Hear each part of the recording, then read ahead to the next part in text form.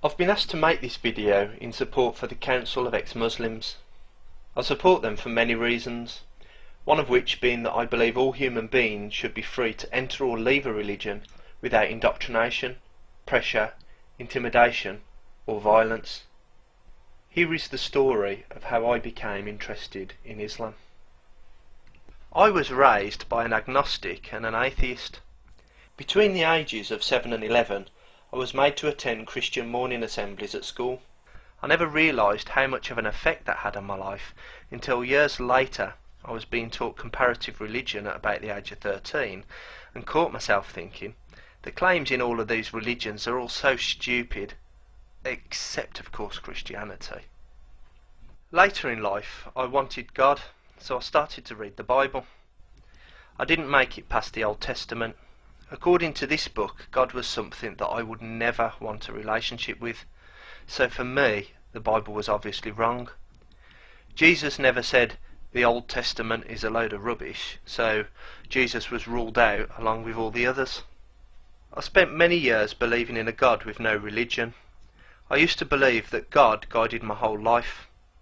One day an adult education catalogue fell through my door, and I felt overwhelmingly compelled to learn something new. I opened it to a random page and read the first subject I laid my eyes on: Arabic. I saw this as God's confirmation that I should pursue my recent curiosity about Islam. So I started my Arabic lessons. I continued to talk to God many times every day. He was like my best friend. My wife got pregnant and we were very excited. Soon after we started to experience complications. It was touch and go for a while, but a scan revealed a heartbeat, so I thanked my best friend God for looking after our baby. Then our baby died. I was lost. Surely God could have stopped this. Was my request unreasonable? Did I hate God? No. I didn't even blame God, but I needed answers. So I prayed to God even more, for hours at a time. And then it happened. God started to answer me. I knew the difference between random thoughts and God because the words of God washed over me with a warm, loving feeling. This felt different. God explained to me why my baby had to die, and it made perfect sense, which was not surprising since it was God that told me directly. God then went on to tell me about the creation of the universe, even revealing some information using Arabic I had not yet learned, so that I could be sure I was really being spoken to by God. One day a friend at my children's school was talking to me, and I let slip that I was learning Arabic. She is a British convert to Islam and was very happy about it. She mentioned miracles in the Quran and told me a few. This was exactly what I would expect God to do. Rather than having to appear to us every few hundred years to prove to us its own existence, it would write a book, but it would also make sure that this book stood out by being absolutely perfect, without error, and containing information which no person could possibly have known at the time. As I read about these miracles, I was very impressed. By this time I was praying around 10 times a day or more. I didn't eat pork, I didn't drink or smoke, I didn't gamble. I called God Allah. I prostrated towards Mecca to pray to Allah and voiced the words Allahu Akbar as I did so. I started to grow my beard to be just how God had intended. I'd even had a long discussion with my amazingly understanding wife, who had agreed she would wear a headscarf if I decided to take the final step and become a Muslim. And so I was finally ready to read the Quran. I was blown away.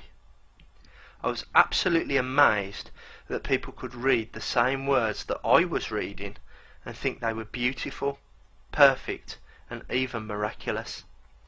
I kept seeing things which suggested that the Quran was written by a 7th century man with an incorrect understanding of the universe. I kept excusing them, giving the benefit of the doubt, but I couldn't help thinking to myself, why would God include something that looks so blatantly wrong, knowing that it would cause people like me doubt in the future? The Quran says that nobody can believe unless Allah wills them to.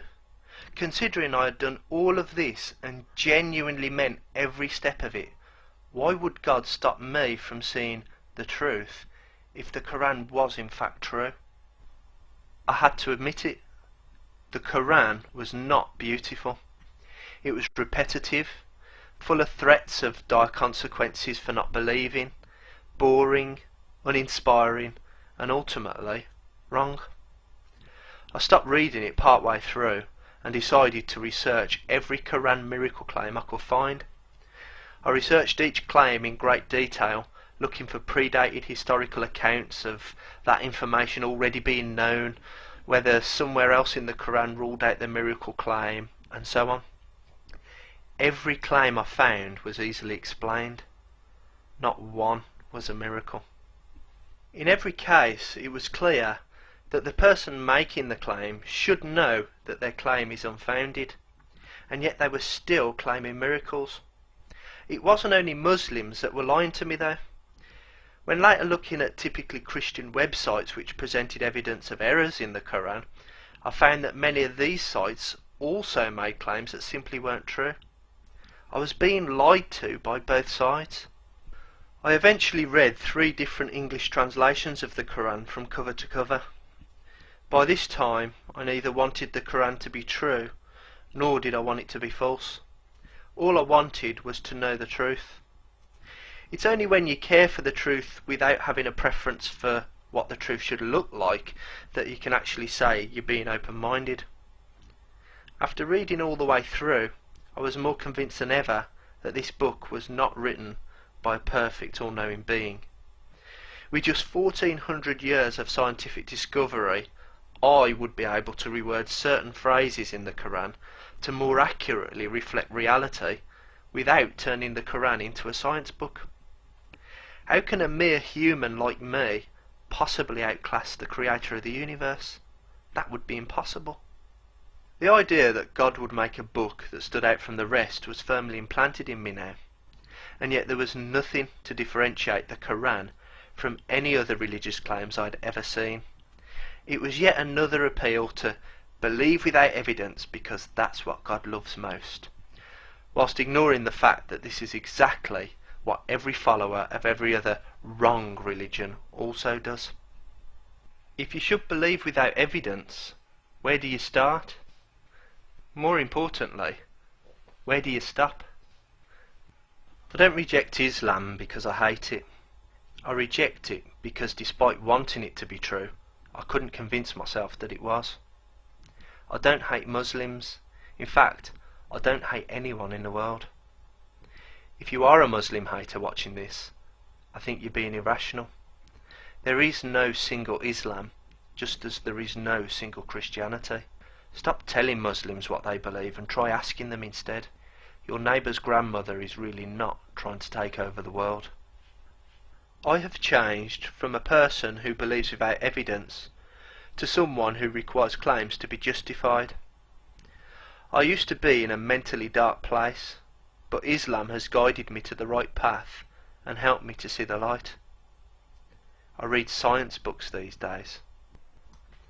So it's been quite an emotional journey for me really, as you can see.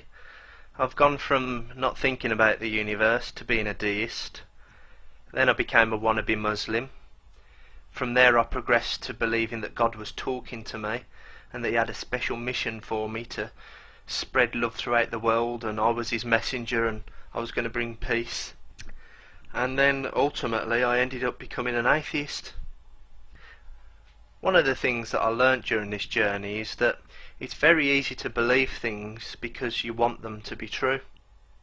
What you've got to accept is that you're not so important that your desires shape reality.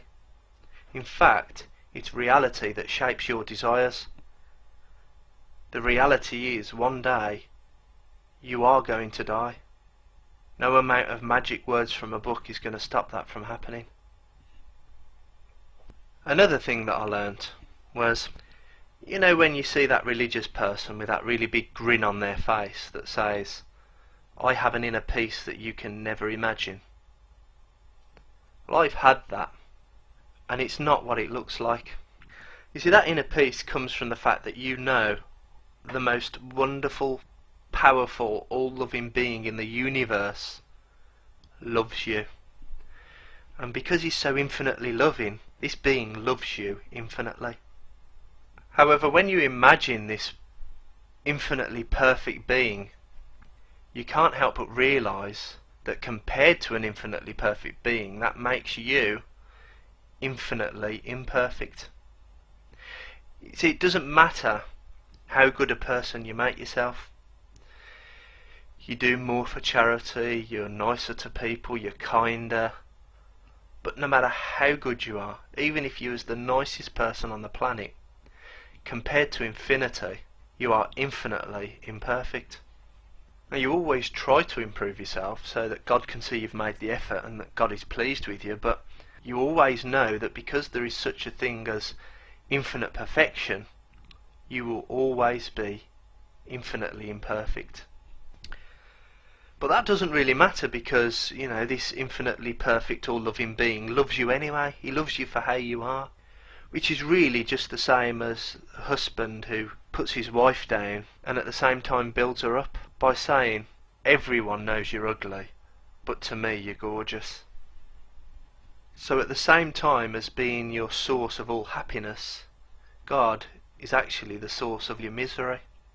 You feel that without God's love you'll be absolutely lost and worthless. It's not actually the case that without God you are nothing. It's more a case that without God you are no longer nothing. Suddenly all of your imperfections, they're not infinitely imperfect anymore. They're average. I'm averagely imperfect. Admitting that I only believed in God because I wanted God to be true allowed me to stop wanting it to be true. Because what I want is irrelevant to reality. And accepting that there is no evidence for God, and certainly no evidence that anyone knows what such a God would want, allowed me to suddenly feel that I didn't have to compare myself to an infinitely perfect being. I was just me. I was just a human that was born, will live, and will die.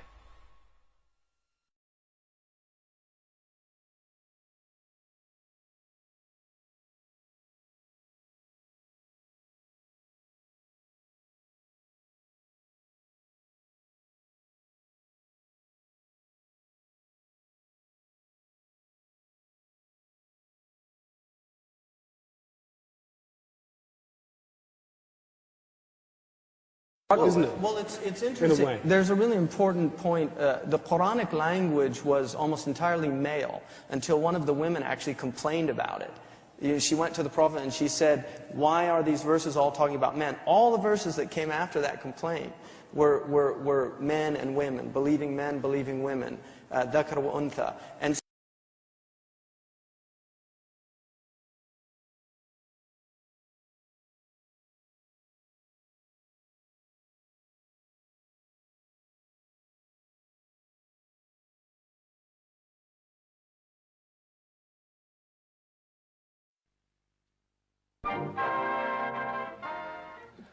Från en smörsångare till en annan. Den som jag nu åsyftar är Emil Ford.